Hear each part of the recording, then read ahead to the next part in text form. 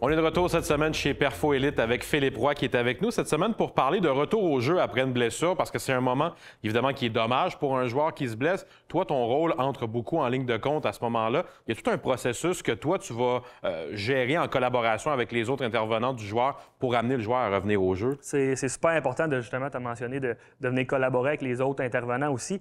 Puis plus qu'on a d'informations les uns les autres, plus qu'on est capable d'aider les athlètes. Mais tu sais, le hockey, ça devient de plus en plus rapide. Les joueurs se frappent de plus en plus fort également. Donc, les blessures sont presque inévitables, malheureusement, dans le contexte du jeu.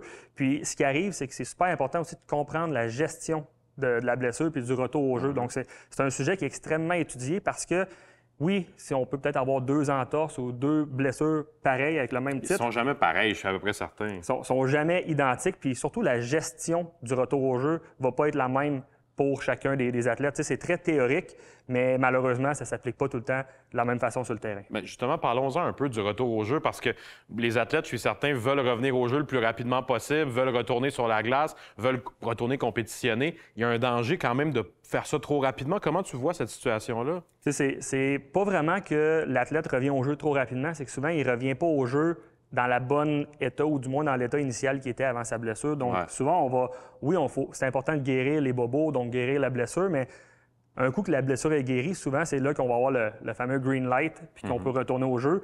Mais le corps, les articulations, les muscles qui sont lésés, qui sont blessés, bien, c'est eux qui ne sont pas nécessairement prêts encore à absorber le même niveau d'intensité qu'on va avoir pendant une partie ou pendant des pratiques.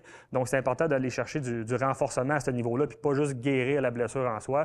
Donc, le rendre prêt à absorber la même intensité. Dans le fond, ce que tu nous dis, c'est qu'il devrait y avoir un feu vert donné par le médecin puis un feu vert donné par le préparateur physique au bout du compte pour revenir au jeu. Dans un monde idéal, ça serait ça, puis ça serait vraiment la meilleure façon, en fait, tout simplement, d'éviter la récidive ou de se reblesser immédiatement. Mais justement, parlons un peu de ce que tu fais avec les athlètes lorsqu'ils sont blessés. Par exemple, il est blessé à un genou. Bon, je suis certain qu'on ne peut pas vraiment entraîner le genou en question, ou en tout cas d'une manière particulière, mais qu'est-ce que tu fais avec le reste du corps pendant la période de convalescence? Bien, tu sais, c'est sûr que tout ce qui va être blessure très ciblée, bien là, tout dépendamment où est-ce qu'on va être rendu dans la phase, on va être capable d'aller chercher du renforcement, ces trucs-là, mais c'est important de ne pas négliger le reste parce qu'il y a toujours moyen de travailler le reste. Fait que si on prend l'exemple d'une blessure au genou, bien, tu sais, il y a moyen quand même de développer le haut du corps dans une position qu'on est assis, qu'on est couché, où est-ce que le genou n'a pas d'impact ou n'a pas de force nécessairement appliquée, tout dépendamment, encore une fois, de la phase où est-ce qu'on est rendu dans le retour au jeu.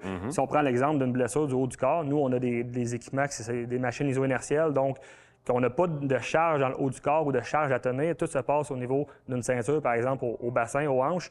Puis, on peut faire des exercices de bas du corps. Donc là, c'est sécuritaire à ce moment-là. Exactement. Donc, que ce soit plus axé sur l'endurance, que ce soit axé sur la force ou peu importe, il y a moyen de venir jouer là-dedans ou même cardiovasculaire. Donc, on est capable d'aller garder un certain niveau de conditionnement physique pour les athlètes, même dans un état de blessé. Toi, quand tu travailles avec des athlètes, évidemment, tu en as beaucoup que parfois tu suis depuis plusieurs années. Ils se sont blessés au fil de leur carrière à 1 ou 2 endroits. Est-ce que tu adaptes ton programme après ça avec eux? Parce que oui, ils reviennent au jeu, mais en même temps, tu veux tout le temps garder un œil attentif. Je suppose, quand il y a eu une grosse blessure à une épaule ou à un genou, il faut le surveiller quand même. T'sais, nous, on a en quelque sorte nos protocoles selon les blessures, mais avec 3-4 options différentes. Comme qu'on a parlé en entrée de jeu, les blessures, oui, c'est ça, ils ont le même titre, mais ils sont pas directement, ils n'ont pas la même gestion de retour au jeu. Donc, on a 4-5 options selon le type de blessure, fait qu'on peut se diriger là-dedans.